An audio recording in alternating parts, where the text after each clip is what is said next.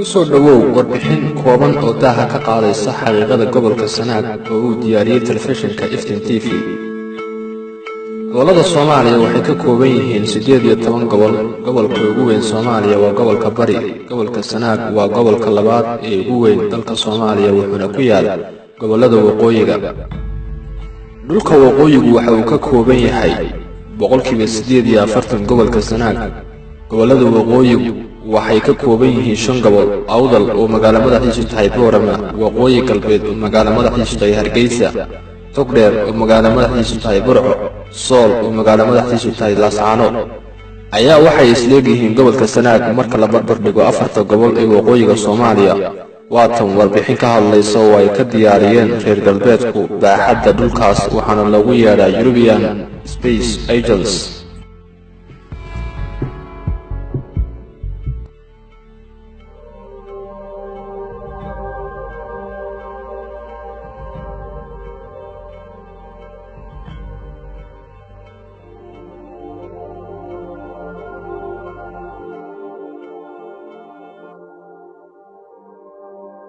Hi, I'm Kelsey Brennan-Wessels, and you are watching Earth from Space on the European Space Agency Web TV. Northern Somalia's Kal Mado mountain range is pictured in this image from Japan's ALOS satellite. In contrast to the sparsely vegetated majority of the country, which is typical of its semi-arid to arid climate, the mountain range is densely forested. In this image, the vegetated areas appear much darker.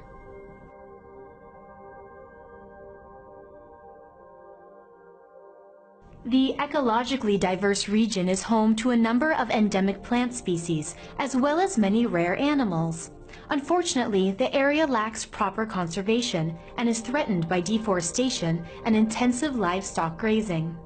Now, the uplifted plateau to the south has a distinct pattern of water erosion from the rivers and streams that are making their way towards the edges of the cliffs before cascading down. There are also numerous perennial and persistent waterfalls in this region. In some areas, we can see where the water continues to flow north across the coastal plain towards the Gulf of Aden, which we can't see in this image. The Japanese Advanced Land Observation Satellite captured this image on January 2nd of 2011. ALOS was supported as a third-party mission, which means that ESA used its multi-mission ground systems to acquire, process, distribute, and archive data from the satellite to its user community. In April of 2011, the satellite abruptly lost power while mapping Japan's tsunami-hit coastline.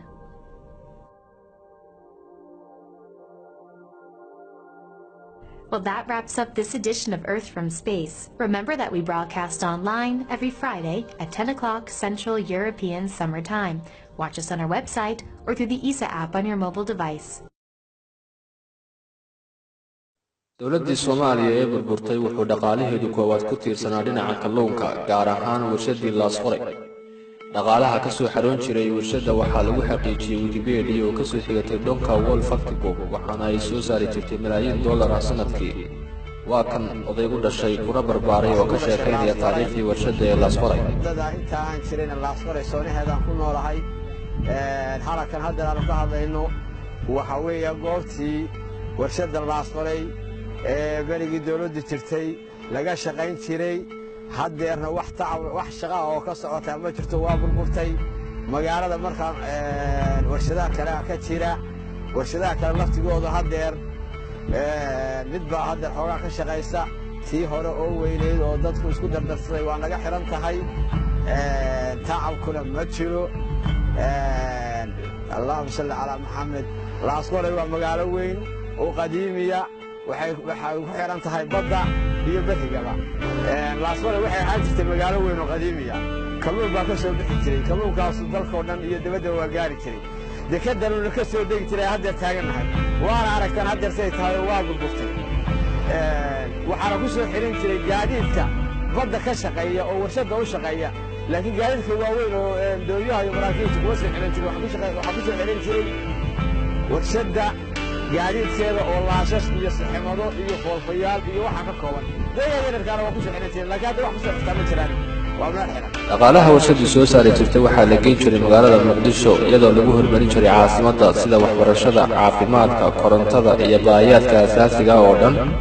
waxayna reer Sanaakaali ku ahaayeen in dhaqaalahooda loo geeyo caasimadda Soomaaliya si ay Soomaaliya u yeelato caasimad qurux badan oo dunida laga daawado. Laasqoray waxaa ku jira kalluunka ugu badan ee dunida yaalla waxaana laga qiyaasaa kumanaan kun oo tan oo kalluun ah. haatan waxaa jooga doonyo jariif ah oo laga leeyahay dalal shisheeye waxayna ku sameeyaan kalluunka badda dhakadeeda oo ay u dhoofiyaan dalalka Carabta. waa kan mar labaad oo inooga warramayo odaygani dhibaatada jariifka ay kala kulmaan.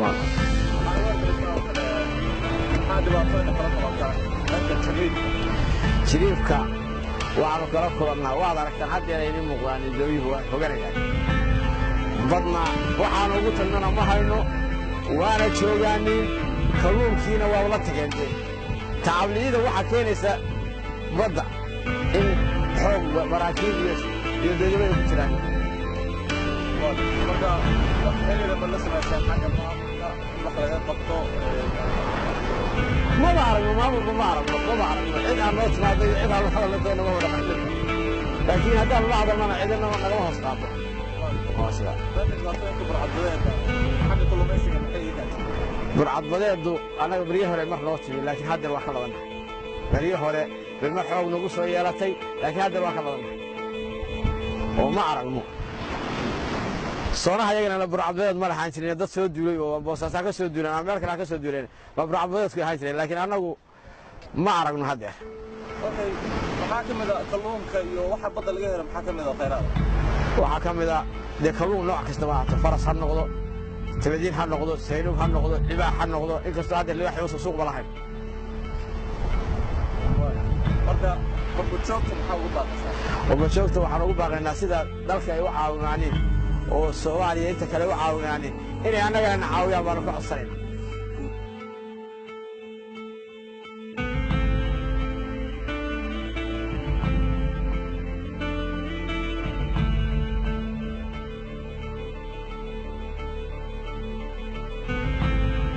gobolka Sanaag waxaa rabbi ku banaystay khayraad dabiici ah oo ay ka mid yihiin beeraha kalluunka iyo xoolaha. warbixin ay soo saartay jareer caan ayaa waxaa lagu sheegay in laga beeri karo cunto gaadhaysa $30 bilyan. waa kan walaal ka warramaya dalagga beeraha iyo wax soo saarka kala duwan ee ka dhasha dalkaas. aniga waxa la yiraahdaa Cabdullaahi Maxamed Xasan ina qoracsi halkan ku dhashay abayna waxa uu degay 1932 uu degay beertan adarkaysan waagaas uu beeray iyo tiirtan iyo dhirtan adarkaysan dhowr toor bay roob ka baabi'iyeen oo dhirtii waaweyneyd oo ka soo qaatay basda uu ka soo xawilay oo carabta uu ka keenay ay daadad ka cawareen kadibna hadduu waayeelooday wuu gaari waayey markaa dibadii oo waa ku noqon waayey halkaa waxaa kaga soo gaaray dee khasaare roobka ay waxyeeleen okay intii ka dambaysay anaa jooga waxaa ka baxaa geedihiitii oo geedlookiya bambeelmadii cambalafkii cambababaygii maxaan ku idhahdaa saytuunkii maxaan ku idhahdaa bunkii maxaan ku idhahdaa geedaa ka baxaysa dalkii wax walba ka baxaya timirtii way ka baxaysa waa tan waad aragtaan taasi waa taa dhanka ammaanka wax dhiba oo haba yaraato waddanka jiraan ay jiraanin wax khalaaqali kama dhicin in ma timaado ilma soo gasho waxaana leeyahay al-shabaab iyo waxbaa jiraan anu maba anana maytow baan ka baxnaa waa tad aragteen xayaafyada iyo dadku iska seexanaya nabadgelyo amnigeed aad buu isleeyahay haahey taasi waa taa weeye yaa xoolaha dee xooluhu way noo joogaanino dee way joogaan xooluhu arigii baa joogo geeli baa joogo loodii baa joogto dee way joogaanin marka dee xoolo dhaqatana waanu leenahay oo dhulka xoolo dhaqatuu leeyahay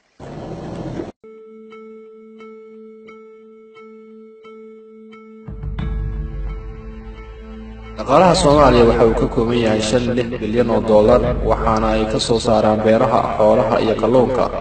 gobolka Sanaaga dhinaca xoolaha beeraha iyo kalluunka waa ku qani waxaana sanad kasta helaa roobab isdaba joog ah oo jeexada xooyin waaweyn iyo harooyin biyo kaylis ah dadka gobolka Sanaaga waa dad aad u jecel nabadda wuxuuna ku jiraa gobolada ugu nabadda badan Soomaaliya iyadoo dhaqaale iyo maamul toona ku bixin waana dadka biixan u sheegay waxayna ka mid yihiin dadka ka nadiifta dagaaladii sokeeye ee Soomaalida iyo kuwii dawladda Soomaaliya ka qayb qaatay burburkeedii dadka Sanaag ku dhaqan waxay u baahan yihiin maamul degdeg ah kuwaas oo ka hirgeliya caafimaad waxbarasho koronto biyaha iyo wax soo saarka dhulkooda ay ugu horeeyaan dhinaca beeraha kalluunka iyo xoolaha gobolka Sanaag waxaa booqday gaar ahaan buuraha Calmadow gudoomiyihii hore ee gobolka Mudug isagoo ku soo arkay waxyaabo yaab leh oo ay Soomaalidu ka muuqtahay waa kan isagoo ka waramaya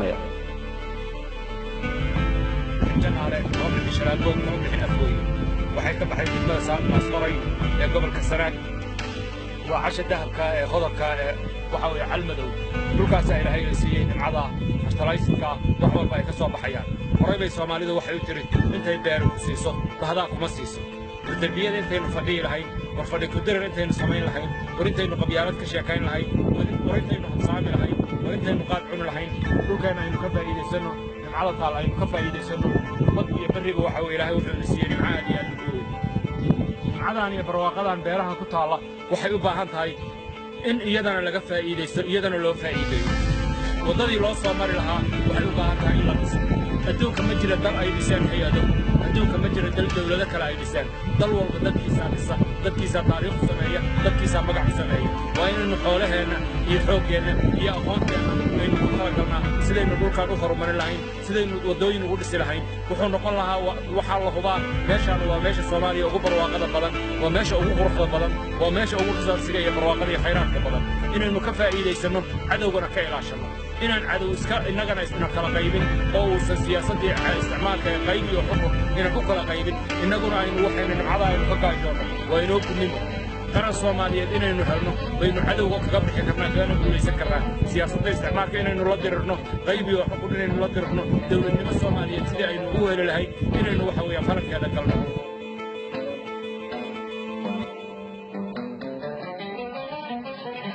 dhinaca shidaalka Soomaaliya marka la eegayo waa gobolka ugu shidaalka badan waxaana ku kaydsan bilaayin foosta ah oo la oran karo waa lacag dhan 1 trilyan iyo wixii ka badanba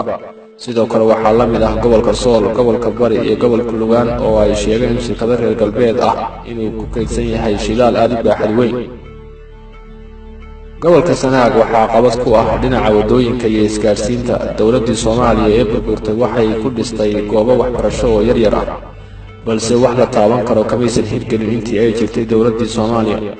waa kan oday ka hadlaya dhibaatada ka haysata wadamada iyo dhibaatada ka haysata waxyaalaha soo saarka inay geeyaan dadka u dhow iyo gobolada u dhowba deegaanka Calmadow barwaaqo qabaa waa dal barwaaqo laakiin noloshiisu waxay ku xiran tahay wadooyinkaas oo wax laga ma soo baxo qudaarta ku taala wax ka qaadaya liinta iyo bambeelmada wax ka qaadaya ma jiro dhulkay looga qubataa wadooyinka aad arkaysaan waxaan ku samaysanaa xooggan cid wax nagala qabatana ma jirto ninkii waxna taraya oo haddii dalka u dhashay iyo mid haddii kale dawlad gobolada ah ninkii waxna taraya qalab ninna siiya iyo nin qotul duruur loo keen intaasan ka baryaynaa marka cali waxaad iga warantay hadda Calmadow baa joognaa dhul aad u qurux badan oo dalxiiska xataa ku wacan baaragna adigu meesha maxaa ku leedahay meesha waxaan ku leeyahay anigu degan baan ahay nin degan baan ahay haddaan deganahay toban neef arigaan ku dhaqdaa dadkaygina waa joogaa beerna waa iska joogaa wax kalese kama qabto waxa weeye waxaa adagtiisa wadada waxaan ku samaynaa waa xooggan marka beerahan Calmadow deegaanka ku yaala maxaa ka soo go'a waxaa ka soo go'a liintii saytuunkii kaabishkii qudaaro iska dhan wax noo qaadana ma leh sababta marka magaalooyinka lagu qaadi waayo maxay qudaartaas wada la'aan marka hadda wadadan aan marayno kale bari hoos u soconaa Calmadow wadadan sida loo qurxiyay wadada caadiga alaamka ahayn yaa sameeyay oo uga samaysanay waxaan u samaysanay ilaa durdur uu gaarsiino beeralay haddaan nahay qudaarta awgeed dhulka nooga qubanaysa awgeed marka waxa u baahan tihiin in wadooyinka la hagaajiyo si wax soo saarka Cadmadow magaalooyinka kale ee Soomaaliya loo geeyo si magaalooyinka kale Soomaaliya inuu si loogu gaaro waxaan u baahnaa wax wadooyinka la hagaajiyo xooggaadi iyo hantida waxaan haysano midnaba ka jeclaysan mayno marka dawladda iyo dadka hantida haysta ee dhulka u dhashay maxaad ugu baaqaysaa dadka dawladda iyo dadka hantida haysta waxaan ugu baaqayaa inay dhul wax nagala qabtaan wadooyinka inay wadooyinka wax nagala qabtaan inay wadooyinka wax nagala qabtaan inay wadooyinka wax nagala qabtaan marka wadooyinka u baahan wax laga qabto kuwe wadada aan ilaa Boosaas hadda waxa ku geysana ma haysano haddii qudaarta iska qubanaysa oo Boosaas inuu gaari lahayd dee lacagtu ma sha Allah bay noqon wadooyinka ka samaysan kari lahayd marka Cadmadow tibirtii ma ka soo go'daa waa ka soo go'daa waa ku taala haddana waa ku beernaa waxa weeye marka wada ma haysano waa bilaa wado waxa aan beerano waa bilaa wado wadooyinka waa naga go'an yihiin waxa nagala qabtaan u baahannahay dawladda iyo ninkii dalka u dhashay gobolka Sanaag waxaa habboon inay u soo jeestaan Soomaalidu gaar ahaan dadka ku dhaqan odayaasha dhalinta hooyooyinka iyo ubadkooda si ay uga tagaan dhaxal wanaagsan oo ku dheehan tahay horumar dhinaca dhaqaale iyo dhinaca dad ahaanba warbixintan waxaa soo diyaariyay telefishinka Iftiin TV oo had iyo jeer u taagan iftiiminta wanaagga iyo wax soo saarka dalka oo dhan